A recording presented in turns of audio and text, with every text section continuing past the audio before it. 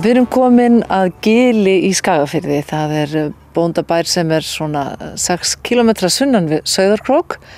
Hér hafa ábúendur fengið og uppfyllt allar kröfur félagsins beint frá bíli og mega því nota gæðamerki frá fyrstu hendi. Pálína, þið eru eina bílið í Skagafirði sem hefur fengið þennan gæðastimpil. Það ekki rétt hjá mér? Jú, það rétt. Og hvenær gerðist það? Ég held að það hafi verið 2010 sem við fengum það. Og hvað þarf að uppfylla til þess að fá svona gæðamerki? Það þarf náttúrulega að framleiða góða vöru og gæta hreinlætis og snyrtimennsku, fyrst og fremst. Og þeir sem þekkja þig vita að það fer mjög vel saman. Ég get sagt þér það. Það getur vel verið. Ég reyni að gera mitt besta. Hér á borðinu erum við einmitt með, þú ert með tómathlaup og pickles og allskyns sultur. Hvað svona þitt uppáhald af þessu? Ég held að það sé tómata jarðabera hlaupið sem ég með. Það svona svolítið öðruvísi heldur en það sem verið að framleiða svona venjulega eins og bláberasulta og rabarbarasulta. Svo það picklesinn. Hann hefur gert heilmikla lukku. En þú heldur mikið upp á rabarbara, ég veit það, þú sagði mér það. Já. Og hvers vegna? Ég tel að við eigum að nota hann mikið meira í alls konar mataframleiðslu heldur en við gerum. Því að rabarbarinn mjög gott hráefni bæði í desera og kökur og ég búin að prófa þó nokkuð af þessu en hefði gjarna vilja hafa tíma í meira. Og hann til dæmis getur komið mjög vel út í staðin fyrir niður svona ávexti í desera. Rabarbari mjög góður ef maður tekur hann ferskan og ungan, lætur hann ekki tréna. Hvaðan eru þessar uppskriftir? Það nú aðalega kollinum á mér, en svona ég kannski búin að sjá svona einhverja hugmyndir og breyta þeim svo. Og hvernig byrjaði þetta allt saman? Ég hef alltaf haft gaman að því að búa til mat og alltaf verið með handavinnudöll. Ég vil helst aldrei sleppa því að vera með eitthvað í höndunum. Þá líður mér best. En það nú ekki langt frá okkur? Þú ert hérna komið langt með höggi? Jú, ég að prjóna peysu. Já, ég var nú eiginlega með þess að truflaði við það. Já. Hvað ertu lengi að prjóna svona lopapeysu? Ég hef það markmiði að prjóna peysu á viku. Ég hef aldrei náð því þó ég telji mig nú þó nokkuð fljóta að prjóna peysu á dag eins og sumar að fullorðna þar geri. Ég næ ekki alveg upp í það. Ég veit ekki hvernig svo peysa prjónuð. En þú ert að selja þær hér, það ekki? Jú, ég rétt í. En ég rak augun í það hér inni að þú ert að selja líka eða ert með á boðstólum hérna fyrir fleiri heldur en þig. Hvernig stendur á því?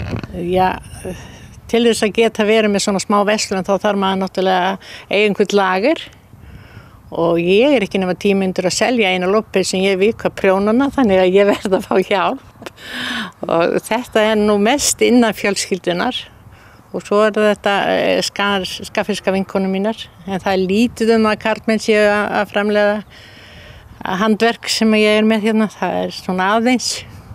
Já, þetta með fjölskylduna, hún nú ansi stór og tegir sig við það, ekki? Jú, hún það. Hvað eru þið margar systurnar? Við erum 10 systurnar. Og eru þið allar að prjóna? Já, ég held það. Ég getur sagt að við séum allar að prjóna, það reynda ég ekki með frá þeim öllum, en við erum allar gefna fyrir handavinnu. 10 systur? Já. Pabbi minn átti 18, hann var tvígiftur og átti 18 börn og móðir mín 12. Og nú hún ríkasta amman í landinu og á núna í dag 155 afkomendur. Já, það út af fyrir sig nú algjört afrek. Já, hún það. En bræðurnir, þeir verða nú að fá að fylgja með í sögunni? Já, þeir voru 8, ég bara búin að missa 3 hálfbræður.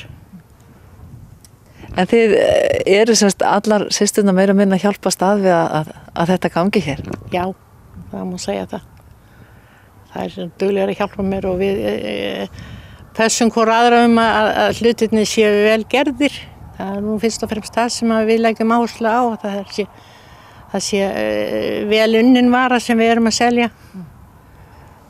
Og það eins ég hef gert heilmikið af því að prjóna fyrir fólk þegar þau hefur komið þegar ég var langað til að eignast peysu í þessum lit og með þessu munstri og ég geri það með ánægju að reyna að uppfylla þær óskir. Þið eru svona, hafi komið ykkur haglega fyrir hérna og þér finnst gaman að hafa fólk í kringum þig og ég sé að þú ert líka með gistirými. Já, við erum hérna, við hjónin eru einorðin eftir hér og náttúrulega hættum búskap 2004 þegar sonur okkar og tengdadóttir tóku við búinu. En þess vegna urðum við nú að reyna að hafa eitthvað fyrir okkur að gera, þannig að við vorum með hluta af húsinu sem sé alveg sér, þannig að það hafði verið þarna vinnufólk á meðan við vorum í búskap. En svo þegar við hættum þá lagaði ég þarna til og hef svo verið með þarna gistingu, bara litla íbúð sem ég reynir svona að gera huggulega og hún með góðum sólpalli og grillastuð og heitum potti og voða notalegt. Þetta lítið. Það gott að sitja hérna út í sólinni, skagfirskri sól, það nú ekki slæmt. En þú hvernig hefur tíma til að gera þetta allt saman? Ég hugsa ég sé, svona, má segja, ég hagraði hlutunum vel og reyna að nýta það og það tel ég alltaf vera, ég bara, frá því ég var á Laugalandi í húsmæðraskólanum þar var manni kennt að skipuleggja sig og hugsa á morgni hvað maður ætlaði að gera, ekki byrja og hugsa svo. Og ég held að ég hafi alltaf lifað svona eðlilegu lífi en samt verið skipulögð. Og það í raunum, mér langar bara að fá að fara í gegnum með þér hvað það sem þú ert með hérna fyrir innan og gefa þig með pínu tíma. Ég veit þú klárar þessa peysu bara á eftir, er það ekki? Í kvöld. Hún verður komin á herðatré á morgun. Já, ég vona það.